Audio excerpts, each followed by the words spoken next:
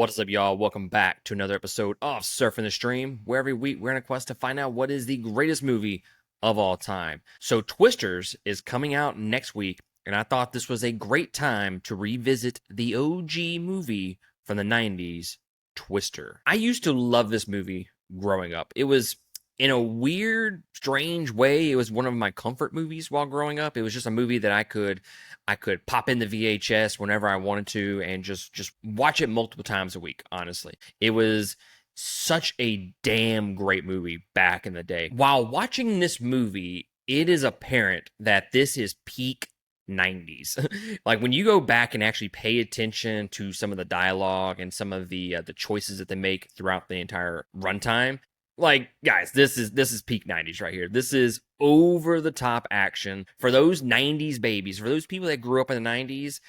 This movie is fucking fantastic. It is great across the board. Yes, it has that 90s cheese, that 90s dialogue, but you know what? That just adds to the charm of the entire movie. And I'm not mad at it, okay? You know, this movie understood the assignment. And I think that is the key to when you go to review movies in general is, are they accomplishing what they set out to accomplish? But Twister 100% understood the assignment. They wanted this to be a Hollywood blockbuster, a fun ride from beginning to end. Does any of it make sense? No, none of it makes sense. I don't know how they can predict a tornado within minutes, but be like 30 minutes, 45 minutes away from the actual fucking tornado and it just pops up. Or they're trying to chase the tornado and it just disappears as soon as it destroys the building that they're in, or the little town that they're in just automatically disappears just conveniently. So yes, there's a lot of things that you just have to turn your brain off for this movie. But god damn it, guys, this movie is fucking great. This is one of those movies that you just have so much fun watching. And they're having a whole lot of fun just acting and being in the movie, that it permeates through the screen. And it's just like, okay, let's just turn our brains off and let's just enjoy the entertainment for about 2 hours, okay? Because this is fucking great. And the story, while basic, is still pretty good overall. And you know, Melissa, the fiance in this movie, was just done fucking dirty. I never noticed it until this past watch, just how dirty she is done in this movie. I mean, she is with her fiance, and he's going to get the divorce papers signed by his ex-wife, and that eventually leads them on storm chasing. And you can see the chemistry between Helen Hunt and Bill Paxton the entire time. Like, the chemistry is off the chain for sure.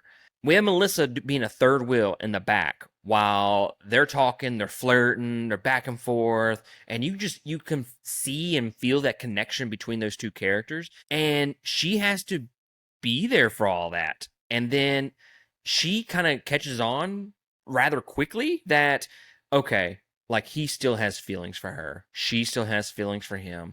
What is the point of this? And then eventually it gets to the point where she's just like, look, this isn't gonna work.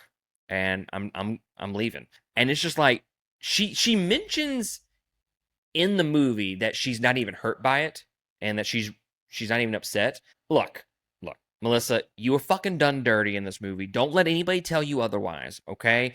That was fucking bullshit what they did to you in this movie. And I rest my case. Moving on to the stars of the movie, Bill Paxton and Helen Hunt. Fantastic in this movie. Fantastic across the board. Like I said, the chemistry between these two actors is palpable. And Helen Hunt does such a great job with her character. Again, I never noticed it until maybe these last couple watches, where she's just kind of, you can see how she is still strongly attracted to Bill this entire movie. But she doesn't want to let it out, and she kind of does want him to go, but she doesn't want him to go at the same time. It's like this weird tug of war kind of thing that she's dealing with the entire movie. And she's able to do that a lot throughout this movie with just facial expression. For a Hollywood blockbuster style movie, there's actually some really good acting in this movie. And then Philip Seymour Hoffman, guys, when are we going to realize that he was one of the most underrated actors of our generation? Him, Bill Paxton, vastly underrated actors in our lifetime. Philip Seymour Hoffman, like the movie itself, understood the assignment. He plays the stoner weather guy, the tracker, whatever you want to call him, and he plays him perfectly this entire time. I absolutely loved it anytime that he was on screen. And then speaking of which, the other actors in this movie, the other characters in this movie, they all have a little moment to shine. Yes, there's lots and lots of characters in this movie, but they each have their little moment to shine. They have distinct personalities from one another, even though they're all fucking crazy. And you can't help but root for all of these characters. And that's what this movie did so well, is make you invested in the characters, to care that they're going through these tornadoes and through these storms, and you give a shit what happens to them. And that's one of the reasons why I love this movie so much, is the fact that they're able to make you care for these characters in such a short amount of time, while also throwing them in tense situations where you can't help but be on the edge of your seat the entire runtime. Now, this movie did come out in the 90s, late 90s. The CGI has not held up. CGI is pretty awful, but let me tell you, I don't give a fuck. I don't give a fuck, because you know why? And here's the biggest difference between this movie's terrible CGI and the CGI of Marvel movies, DC movies, whatever. Okay. It's the fact that they're able to make you care for the characters, that you don't give a shit about the bad CGI. Now, they do some practical shit in this movie for sure, but a lot of it, obviously, the tornadoes are CGI. I don't give a shit what it looks like. I don't care. I recognize that it's bad CGI when it's happening. I'm like, ooh, that's pretty awful. That's 90s for you. But it doesn't take me out of the movie, honestly. But when you go to like a Marvel movie or a DC movie, and you see these, like, I'll use Black Widow as an example, when she's falling through the sky and it's just this big CGI fest, and it's just like, well, you didn't do anything the first 2 hours of this movie to make me care for any of these characters. Even when I've had multiple movies with her, I really don't even give a shit about the story and any of that. And no part of this movie just looks truly ugly. Yeah, maybe it hasn't aged as well, but guys, this movie looked so fucking good back in the day. And that is the opinion of my nostalgic mind from being like 8 years old. So take that with a grain of salt. But that's just one of the things that they did so well in this movie, is they just made you care for the characters. They gave you a good story.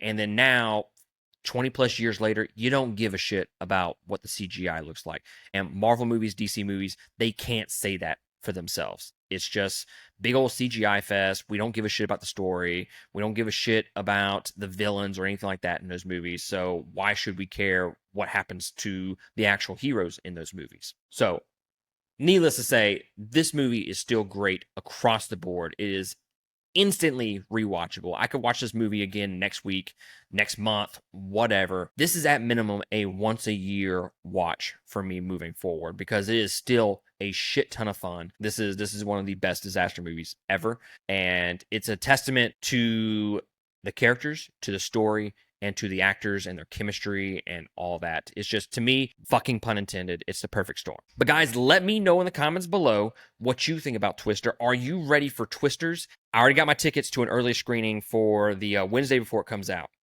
and I can't tell you how fucking ready I am. If you would have asked me last year what my expectations were, how excited I was to go see a sequel to a movie that I absolutely fucking loved as a child, I would have told you, after looking at the trailer, I'd have said, yeah, I mean, I'll probably see it, but I'm not really interested in watching this. Like, it's just going to be a terrible sequel, right? No, no. My mind has changed over like the last month or so, okay? They've been doing some marketing. They've been throwing out some new trailers and stuff like that, promos, and I am fucking hyped for this fucking movie. But other than that, I will catch y'all next time on another episode. Laters.